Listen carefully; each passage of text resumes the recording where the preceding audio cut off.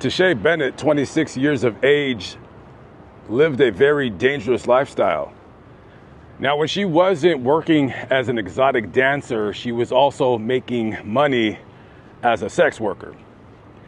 And Tasha was also what you would call a reality TV star. She was on season 1 of Scrippa Boot Camp. Scrippa Boot Camp, anybody?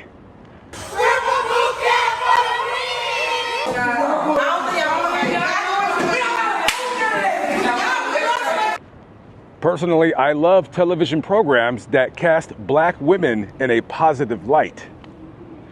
So, December 14th, 2024, either a friend or a family member of Tasha is calling her phone and she's not picking up, and that is not like her. She's gonna either pick up the phone or she's gonna call you back.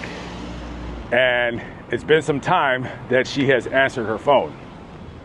Like most of us in today's social media obsessed world, we're sadly addicted to our phones. So they contact law enforcement here in Pensacola, and they're concerned, and they want the police or the sheriffs to do a welfare check.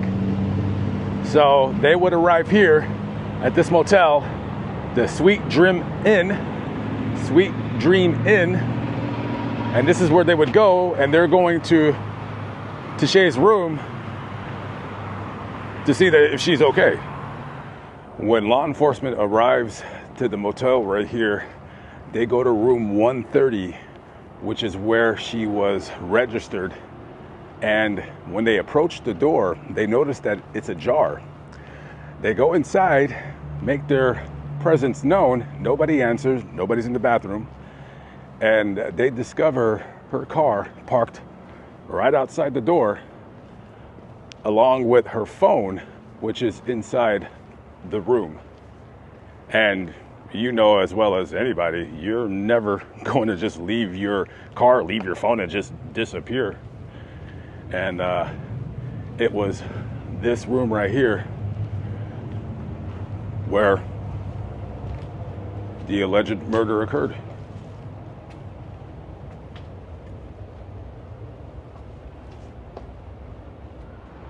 Sadly, it would be about 4 days and 50 miles away when Tasha's body was discovered in a pond in Alabama.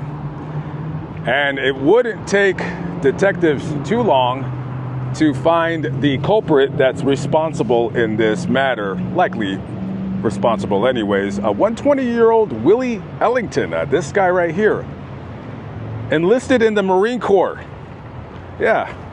Active duty soldier killing a sex worker.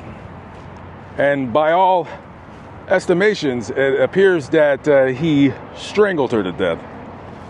Now, he first got on their radar because they found his rental car at that property. And, well, they caught him on a bus in Alabama. And when they found him, on his phone was some interesting things like child porn. That's really, really terrible. And so you're already looking at decades in prison just on that alone. So we're already speaking about a deviant mind. But Mr. Ellington, he has some very interesting Google searches that were found on his phone. Like, you know, things that we search all the time. Like, if you strangle a woman, can they yell or scream? Yeah, we look that up all the time, right? What does a dead body look like after 2 days? And the ever popular, how many prostitute murders go unsolved? Percentage-wise, I'm imagining. So he's currently sitting on ice in the Escambia County Jail, and it's looking like this guy is the one that killed that poor girl. And, you know, he's looking at a lot of time. He's looking like he ain't gonna get out ever again. And I'm just gonna guess, again, I'm just guessing that this guy ultimately just wanted to kill somebody. That was it. This was just a random act, a random murder. He just wanted to kill somebody. That's just a guess. Okay, we're at the Golden Nugget here in Biloxi, Mississippi. Are you ready for your ridiculous murder story of the week? Well, I got one here for you. September 28, 2021, 41-year-old Randy Johnson is having some fun here at the Golden Nugget, and he's with a friend, a female friend of his. So they're sitting at the bar drinking, and this dude comes to the bar, sits down, and apparently one guy keeps staring at the other. I'm not exactly sure who keeps looking at who. So this one guy, 30 years of age, his name is Jeremy Jones. And Jeremy Jones is a little well known in the Mobile, Alabama area because he's an athlete. He plays for a small college, Southern Alabama. He's a wide receiver, and he has aspirations for wanting to go to the NFL. Well, at the time anyways. So as they're drinking at the bar, this guy comes in and sits down, and I'm not sure who's looking at who or what, but Randy and this other guy, they're looking at each other. They're having possibly a staring competition. Finally, this guy goes up to Randy and says, "Why do you keep looking at me? You're looking at me like I got heels on." As they exchange words, and this guy says, "Hey, you want to step out and duke it out with me?" And Randy says, "Well, sure, I've never been the one to turn down a fair fight." So they come out of these doors right here, and according to eyewitnesses, Randy is the one that throws the 2 punches first. And maybe he gets the best of the other guy. So as that guy falls to the ground right here, a gun comes out of his waistband along with the holster that goes scattering across the floor. So Randy sees this and he says, "I am out of here." So he turns around and runs right back into this hotel.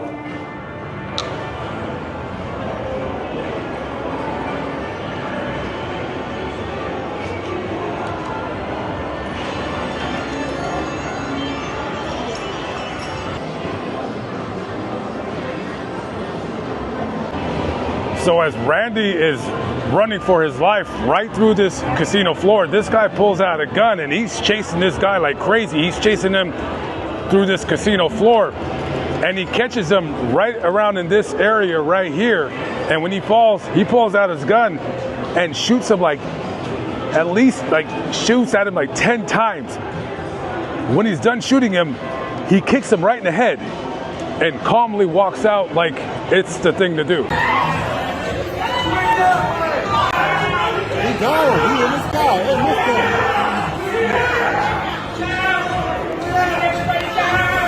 shoot a goal, man.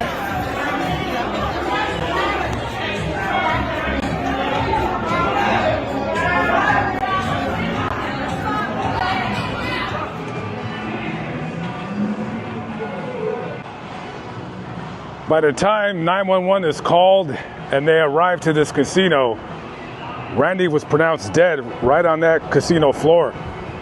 Now, I was just videoed and photographed in that casino hundreds and hundreds of times. I mean, there's a lot of cameras. So if you're going to commit a murder, the last place you want to do so is at a casino.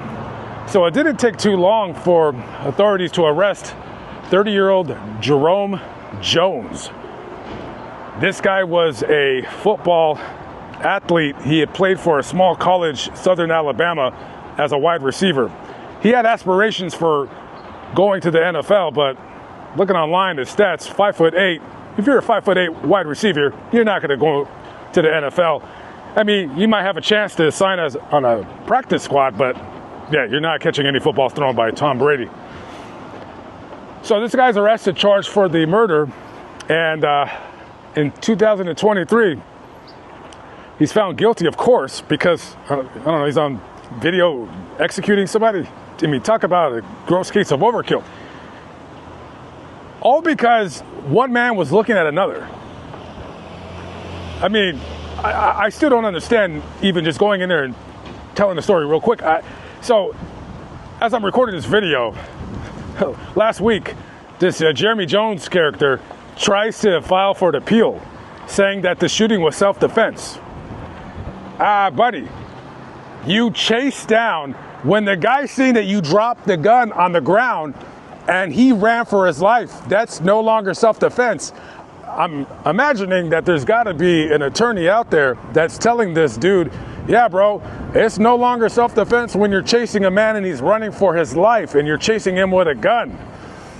Now, I'm imagining he's mad because this guy probably got a two-piece on him real good and he can't take that L, so he decides to go in there and just stand over him and kill him. Absolutely incredible.